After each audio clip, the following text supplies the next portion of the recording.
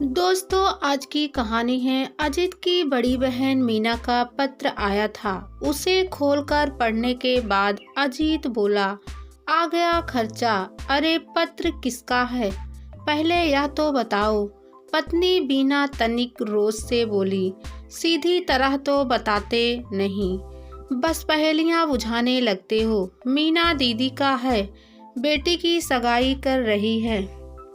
अगले महीने की 15 तारीख की शादी है, बम्बई में ही कर रही है। बीना खुश हो गई, यह तो बहुत अच्छा हुआ। बहुत दिनों से मेरा बम्बई जाने का मन हो रहा था। बच्चे भी शिकायत करते रहते हैं कि कभी समुद्र नहीं देखा। और हाँ, लड़की कैसी है, कुछ लिखा है। अजीत उसकी बात पर ध्यान दिए बिना हिसाब लगाने लगा। हम दो, हमारे दो, यानी 3 पूरी टिकट और एक आधा, ऊपर से बहन को शादी में देने के लिए उपहार आदि। भाई, 1 सप्ताह की छुट्टी तो कम से कम जरूर लेना। पहली बार बम्बई जा रहे हैं, मैंने कभी फिल्म की शूटिंग नहीं देखी। जीजा जी कह रहे थे कि फिल्म वालों से उनकी अच्छी जान पहचान है, वह कुछ ना कुछ प्रबंध कर ही देंगे। वहाँ आरगंडी की साड़ियाँ बहुत अच्छी मिलती हैं और सस्ती भी होती हैं। दीदी की साड़ियाँ देखी है, कितनी सुंदर होती हैं। बच्चों के कपड़े भी वहाँ सस्ते और सुंदर मिलते हैं। बिना धारा प्रवाह बोले जा रही थी। अजीत झल्ला गया, 2 मिनट चुप भी रहोगी या नहीं? तुम तो बम्बई का नाम सुनते ही ऐसे योजना बनाने लगी हो मानो किसी बड़े व्यापारी की पत्नी हो। मुझे समझ में नहीं आ रहा है कि इतना खर्चा करेंगे कैसे। तुमने कुछ रुपए बचा कर रखे हुए हैं क्या अपने पास? बीना का जोश झांक के सामान बैठ गया। मेरे पास कहाँ से आएगा? तुम्हारे बैंक में कुछ तो होंगे ही। जाना तो बहुत जरूरी है, यही तो चिंता है। अनु भी अब 14 वर्ष की होने वाली है, उसका भी पूरा टिकट लगेगा।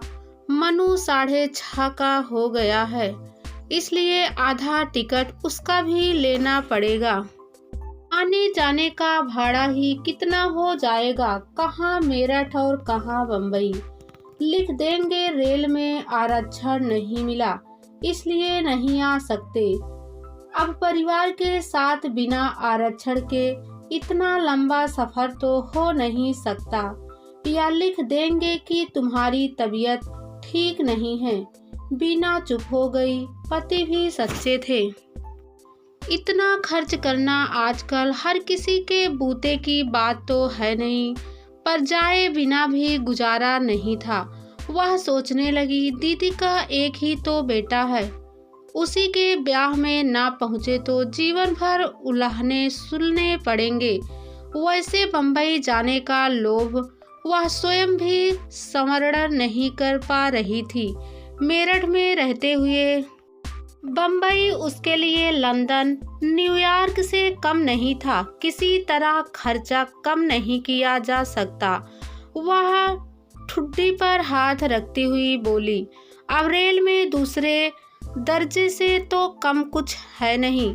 हाँ, यह हो सकता है कि तुम अकेली ही हो जाओ, मैं काम का बहाना कर लूँगा। अजीत उसकी उत्सुकता को भांपते हुए बोला, अब तक दोनों बच्चों को बम्बई जाने की भनक लग गई थी। अपने कमरे से ही चिल्लाए, विनय भैया की शादी में हम जरूर जाएंगे। काम की बात कभी सुनाई नहीं देती, पर अपने मतलब की बात वहाँ बैठ भी सुनाई दे गई। अजीत भन्नाया। मीना के दिमाग में नए नए विचार आकर उथल पुथल मचा रहे थे। अचानक अजीत के पास सरकती हुई फुसफुसाई, ऐसा करते हैं, अनु का तो आधा टिकट ले लेते हैं और मनु का लेते ही नहीं। दोनों दुबले पतले से तो हैं, अपनी उम्र से कम ही लगते हैं। अनु को 11.5 वर्ष की बता देंगे और मनु को 4.25 वर्ष का। अजीत ने हिसाब लगाया कि ऐसे फर्क तो काफी पड़ जाएगा, तो आधी टिकटें कम हो जाएंगी। आने जाने का मिलाकर 2 टिकटों के पैसे बच जाएंगे। बीना का विचार तो सही है, पर अगर पकड़े गए तो? उसने धीरे से पूछा। अरे कैसे पकड़े जाएंगे? बीना मुस्कुराती हुई बोली। गाड़ी में कोई प्रमाण पत्र थोड़ी ही मांगता है। इस महंगाई के जमाने में सब लोग ऐसे ही करते हैं। हम कोई निराले थोड़े ही हैं। हमारे जरा से झूठ बोलने से कौन सी रेलें चलनी बंद हो जाएगी। अजीत को बात समझ में आ गई। पर टिकट चक्कर को तुम ही संभालना। मुझसे इतना बड़ा झूठ नहीं बोला जाएगा, ठीक है? तुम पहले आरक्षण तो करवाओ। अरे यही पैसा खरीदारी में काम आ जाएगा। सब जाएंगे तो दीदी भी खुश हो जाएंगी। बीना चहकने लगी। आखिर उसे अपना बम्बई घूमने का सपना साकार होता नजर आ रहा था। अजीत ने भागदौड़ करके सीटें आरक्षित करवा ली। दीदी को देने के लिए सामान भी खरीद लिया। बीना सारी तैयारी खूब सोच समझ कर रही थी। सफर पर खाना होने से पहले उसने अनु को एक पुरानी छोटी हो चुकी फ्रॉक पहना दी और कानों के ऊपर कसकर 2 चोटियां बना दी। इसे 10 वर्ष के ऊपर कौन मान सकता है? मनु तो दुबला पतला सा है, सो जब टिकट चेकर आएगा तो उसे मैं गोद में ले लूंगा। किसी को शक तक नहीं होगा। बीना ने पति से कहा। अगले दिन शाम को सपरिवार मुंबई के लिए निकल पड़े। स्टेशन पहुंचने के बाद थोड़ी देर इंतजार के बाद ट्रेन आ गई। ट्रेन आते ही एक एक कर सभी ट्रेन में बैठ गए।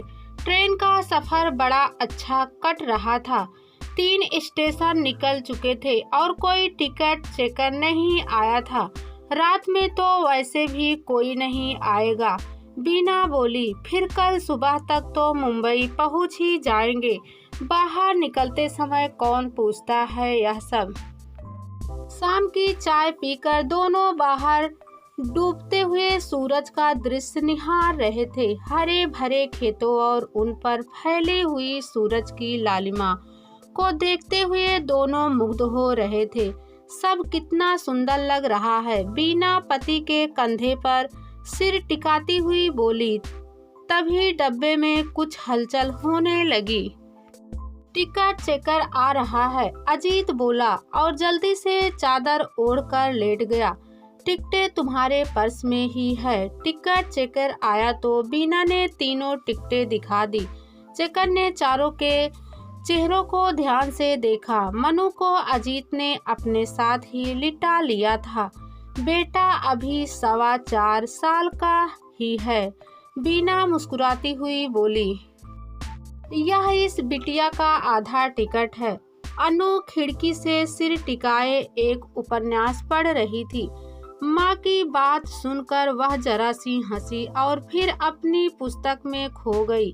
कौन सी कक्षा में पढ़ती हो बेटी?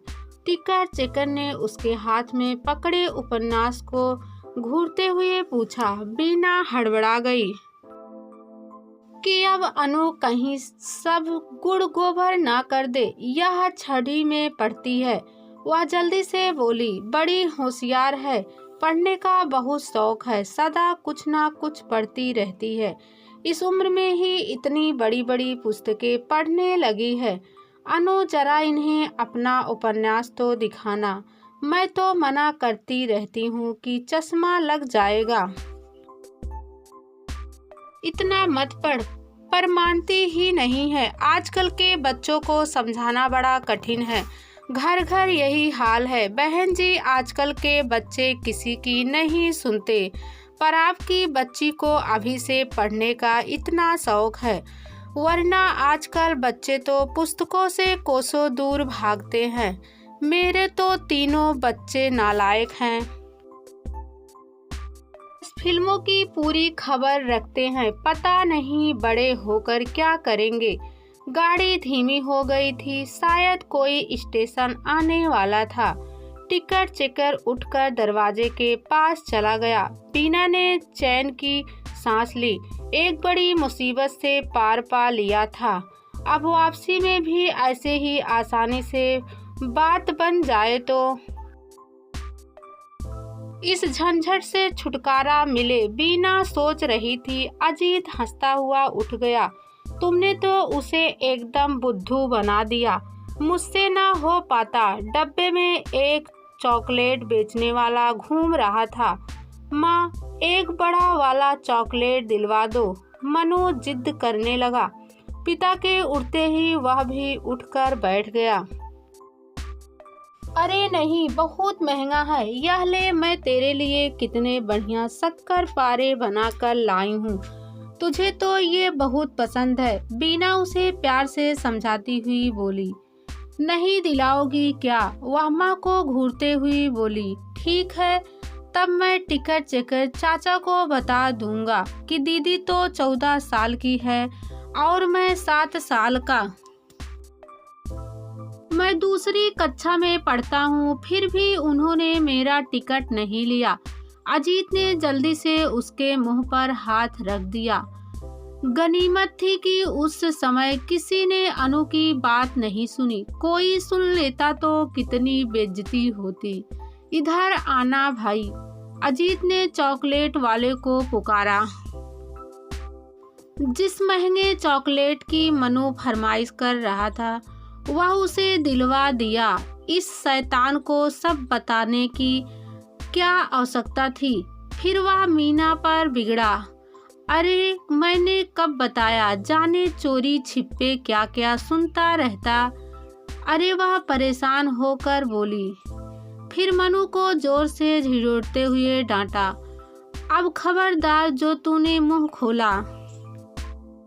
पर मनु को भला इन सब बातों का कहाँ फर्क पड़ने वाला था। हर स्टेशन पर किसी न किसी उल जुलूल वस्तु की फरमाइश करता रहता। मना करने पर धौंस दिखाता। अच्छा, मैं अभी टिकट चेक चाचा को आपकी सारी चालाकी बताता हूँ।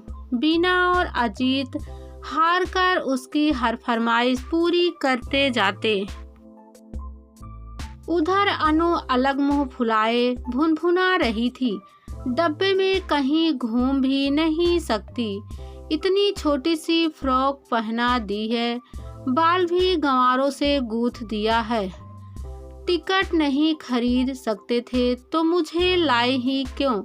मेरठ में ही क्यों नहीं छोड़ दिया? आगे से आप लोगों के साथ कहीं नहीं जाऊंगी। हमें तो कहते रहते हैं कि झूठ मत बोलो और आप इतने बड़े बड़े झूठ बोलते हैं। बम्बई पहुंचने पर सामान उतरवाते ही अजीत बोला।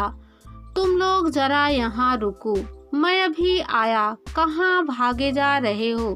बीना इतनी भीड़ देखकर घबरा गई। अब तो पहले घर पहुँचने की बात करो।